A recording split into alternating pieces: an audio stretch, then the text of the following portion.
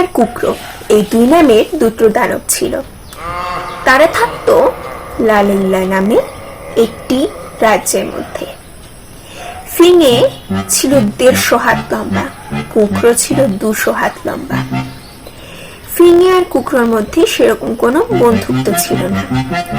ফিঙে নামক যে দানবটা, সেই দানবটা গাছ ভাঙতো, আর কুকরো নামে যে দানবটা, সেই দানবটা লোহার যত রকমের জিনিস, যেরকম পেরেক, হাতুড়ি, কাস্তা, কোদাল, শাবল, সবকিছুকে একেবারে ভেঙে গুঁড়ো করে দিত। একদিন ফিঙে আর কুকরোর মধ্যে লড়াই হয়। সেই লড়াইয়ে ফিঙে জিতে যায়, কুকরো হেরে যায়। সেই লড়াইটা হচ্ছে বাক্যের লড়াই। ফিঙের গায়ে জোর না থাকলেও কুকরোর গায়ে ছিল বিশাল জোর। ফিঙের ছিল মাথায় বুদ্ধি, কিন্তু সে যখন ভয় পেত তার মাথা থেকে সব বুদ্ধি চলে যেত। সেইটা কুকরো ভালো করে বুঝতে পেরেছিল, ওই জন্য কুকরো তাকে বেশি করে ভয় দেখাত। কুকরো নামের যে দানবটি, সেই দানবটি যত দানব ছিল তার আশেপাশে সবাইকে মেরে ঠান্ডা করে দেয়। এই ভয়ে ফিঙে তো দেশ বিদেশ পালিয়ে পালিয়ে বেড়ায়। এরপর কুকরো নামের দানবটা সেটা জানতে পেরে সেও দেশ বিদেশ সেই ফিঙেকে খুঁজতে বেরিয়ে পড়ে। কুকরো নামের যে দানবটা, সেই দানবটা যেখানে যায় সেখানেই ফিঙেকে দেখতে পায় না।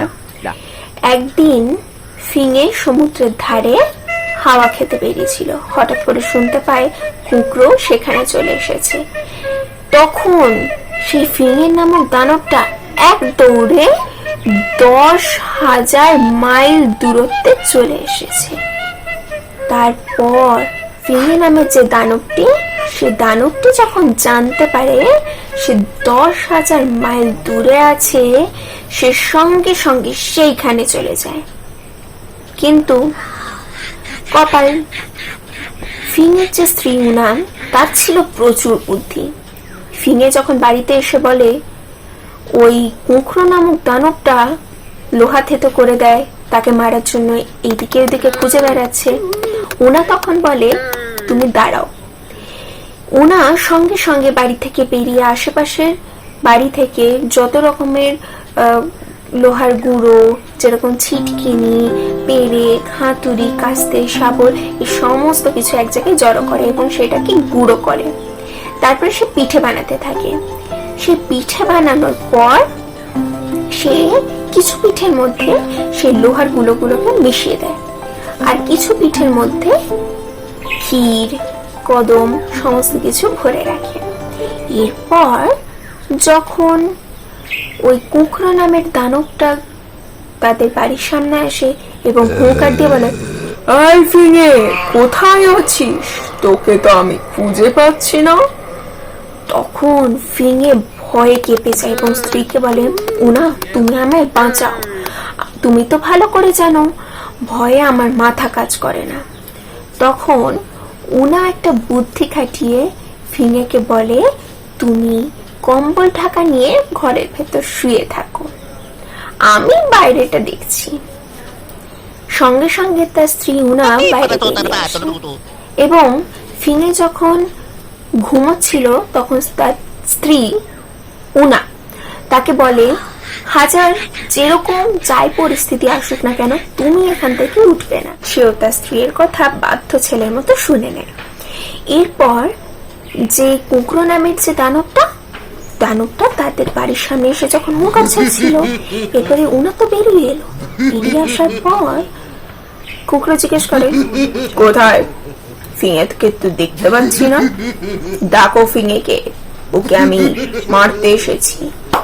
উনা বলে, কে ভায়া তুমি? তোমাকে তো দেখে মনে হচ্ছে তুমি 1.5 বছরের ছেলে।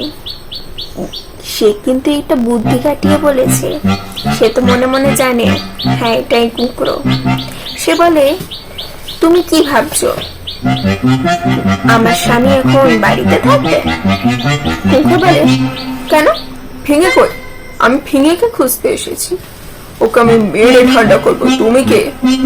উনা বলে, আমি ওনার স্ত্রী। তুমি একটা কাজ করো, ফিঙে আসতে এখনো কিছুক্ষণ দেরি আছে। ফিঙে আমাকে বললো কোন কুকরো নামের একটা দানব আছে। ও তুমি, তাহলে দাঁড়াও আমি ফিঙেকে খবর দিই। কুকরো বলে আরে না না, কি হয়েছে আগে বলো তো। ওনা বলে সে তো রেগে মেগে লাঠি নিয়ে কুকরোকে তাড়া করতে গেছে। সে শুনেছে তাকে মারতে নাকি কুকরো তাদের এখানেই চলে এসেছে। এরপর কুকরো ভাবে আমি আসছি, আমার কথা শুনে তো তার পালানো উচিত। সে তো পালায়নি, সে উল্টে আমাকে মারতে গেছে, তার এত বড় সাহস। এরপর ওনা বুদ্ধি খাটিয়ে তাকে বলে শোনো ভাইয়া, তুমি তো এত দূর, এত ক্রোশ দূর এলে, তুমি একটা কাজ করো, তোমাকে মিঠাই তো কিছু দিয়ে একটু খেতে দিতে হবে, তুমি তো আমাদের বাড়ির অতিথি, আর অতিথি নারায়ণ আমরা তো জানি। এরপর ওনা কুকরোকে বলে তুমি পাহাড়টা সরিয়ে পাহাড়ের নিচ থেকে একটু জল বের করতে পারবে। তখন কুকরো ভাবে পাহাড়ের নিচে জল আছে। উনা বলে হ্যাঁ, তোমাকে না হলে কি দিয়ে খেতে দেবো। সেই কুকরো ওনার কথা শুনে পাহাড়ের নিচ থেকে জল বের করে আনে, আর পাহাড়ের নিচটাই এমন খুঁদে দেয়, মানে খোদাই করে দেয়, সেখানে একটা দিঘি মতো তৈরি হয়ে যায়। সেখানে একটা দিঘি মতো তৈরি হলে তার স্ত্রী ভাবে, মানে উনা ফিঙের বউ ভাবে যে যাক, একটা তো দিঘি হলো, জল খাওয়ার জন্য কোনো অসুবিধা হবে না। এরপর ফিঙেকে বলে ভাইয়া খুব হাওয়া দিচ্ছে, তুমি একটা কাজ করো তো, পাথরটা ঘুরিয়ে একটা জায়গায় অন্য দিকে নিয়ে চলো। তখন কুকরো ভাবে হাওয়া দিচ্ছে, তার মধ্যে আবার সরিয়ে নিতে হবে, বাড়ি সরানো, এই পাহাড়টাকে সরানো মুখের কথা। তাও কুকরো ভাবে এটা তো আমার সম্মানের কথা, আমাকে তো করতেই হবে। কুকরো সঙ্গে সঙ্গে তার ডান হাতের মাঝখানের আঙুলটাতে জোর দেয়, আর যত জোর তার ওই মাঝখানের আঙুলটাতেই ছিল। তারপরে সে মাঝখানের আঙুলটা ভালো করে কষে টেপে তারপর সে পাহাড়টাকে ঘুরিয়ে দেয়। এই দেখে তো উনার তো ভয়ে হাত পা কেঁপে যাচ্ছে। তা উনা তো বুদ্ধিমতী মেয়ে, ওই জন্য উনা বুদ্ধি ধরে বলে ঠিক আছে চলো, তোমায় এবারে পিঠে খেতে দিই।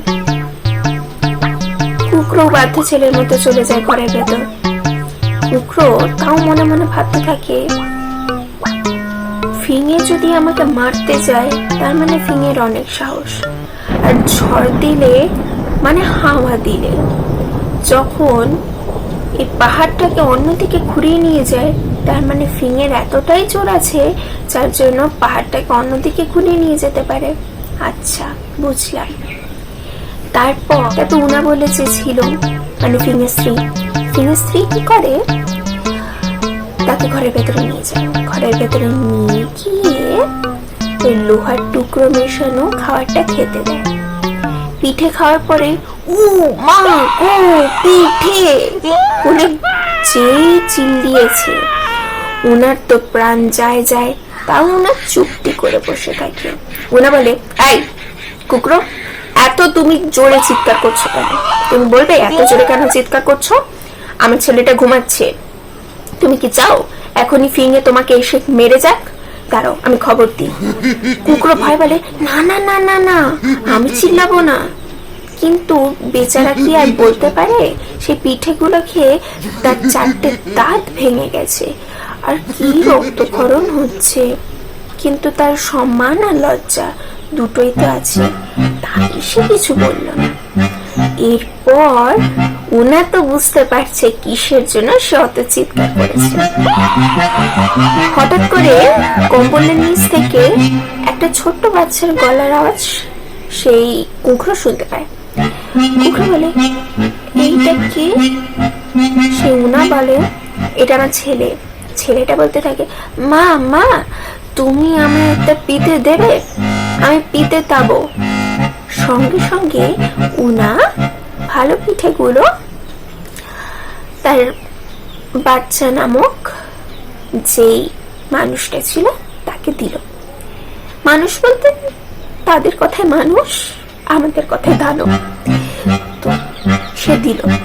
দেওয়ার পরে সেই কুঁকড়ো বলে দানবটা দেখে ছোট বাচ্চা হয়ে লোহার গুঁড়োওয়ালা পিঠেটা খেয়ে যাচ্ছে। তাহলে তাদের কি জোর, ছেলে যদি এত জোর হয় বাবার কত জোর হবে।